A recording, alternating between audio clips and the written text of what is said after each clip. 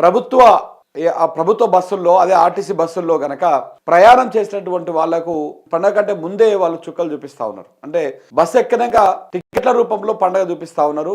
రేట్లు భయంకరంగా పెంచారు. ఒకవైపు ఏమో మంత్రి పొన్నం ప్రభాకర్ గారు అసలు రేట్లు పెంచొద్దు, రేట్లు పెంచితే అదైతుంది అని చెప్పేసి ప్రైవేట్ వాళ్ళకు వార్నింగ్ ఇస్తాడు.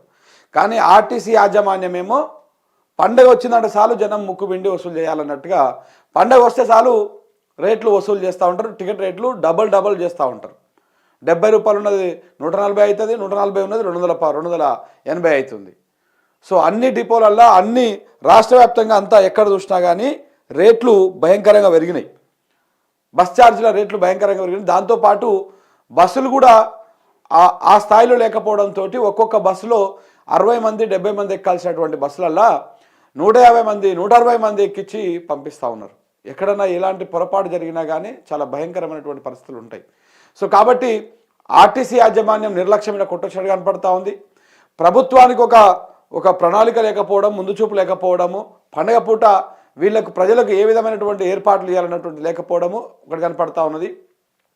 ఇక్కడ మనం చూసుకుంటే ఆంధ్రాకు పోయే బస్సులకేమో రేట్లు పెరగలేదు, టికెట్ రేట్లు పెరగలేదు. మీరు ఒకసారి చాలా విచిత్రంగా ఉంటుంది మన తెలంగాణలో పరిస్థితి. మన ముఖ్యమంత్రి రేవంత్ రెడ్డి గారు మరి తెలంగాణ ప్రజలకు ముఖ్యమంత్రి లేకపోతే ఆంధ్ర ప్రాంత ప్రజలకు ముఖ్యమంత్రి అర్థం కాదు.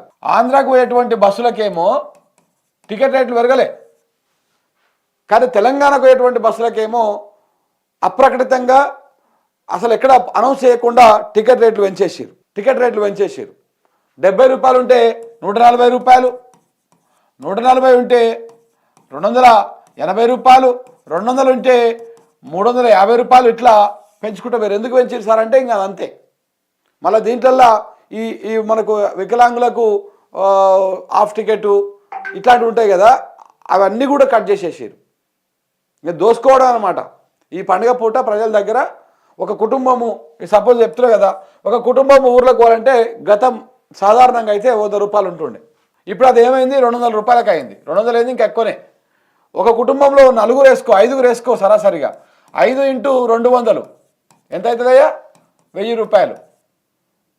ఇది ఓన్లీ పోతందుకే, మళ్ళీ వచ్చేందుకు మళ్ళీ ఒక 1000 రూపాయలు. అంటే ఏమైంది, ఒక కుటుంబం మీద 2000 రూపాయలు కేవలం ఛార్జీలే పడతా ఉన్నాయి.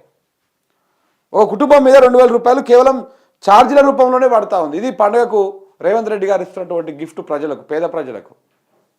మరి ఇంత దారుణంగా ఉంటుంది ఆ దోపిడీ.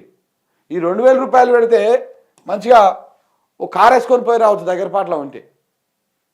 అంటే 100 రూపాయల టికెట్, అది 100 రూపాయల టికెట్ గురించి నేను చెప్పేది. సపోజ్ ఇంకొంచెం దూరం అనుకో, ఇప్పుడు 100 రూపాయల టికెట్ అంటే ఓ 50-60 కిలోమీటర్ల లోపలనే 100 రూపాయల టికెట్ ఉంది. అదే ఓ 200 కిలోమీటర్లు, ఒక 250 కిలోమీటర్లు సపోజ్ ఈ నుంచి ఒక నిజామాబాద్ అనుకో, కొంచెం దూరం ఉంటుంది. ఆదిలాబాద్ అనుకో ఒక 400 అట్లా ఉంటుంది. ఇంకా వాటికైతే ఇంకా చెప్పడానికి వశమే లేదు.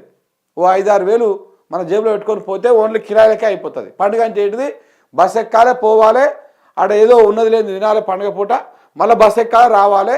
ఆర్టీసీని మన ప్రభుత్వానికి వేలకు వేల రూపాయలు మనం సమర్పించుకోవాలి. ఇదే పండుగ అంటే. ఇక రేవంత్ రెడ్డి గారు ఇస్తున్నటువంటి పండుగ ఇదే, ప్రజలకు ఇస్తున్నటువంటి అది ఇదే. ఇక ఇది ఇట్లా ఉంటే పండుగ అయిపోయిన తర్వాత పేద ప్రజల నెత్తిన ఒక పెద్ద భారం మోపుతందుకు ఈ ప్రభుత్వం రెడీ అవుతున్నట్టు కనపడతా ఉంది. ఇప్పుడు ఎలాగో టికెట్ రేటు పెంచుతూ ఉన్నారు కదా, ఈ పెంచిన రేట్లను అట్లనే కొనసాగించాలి.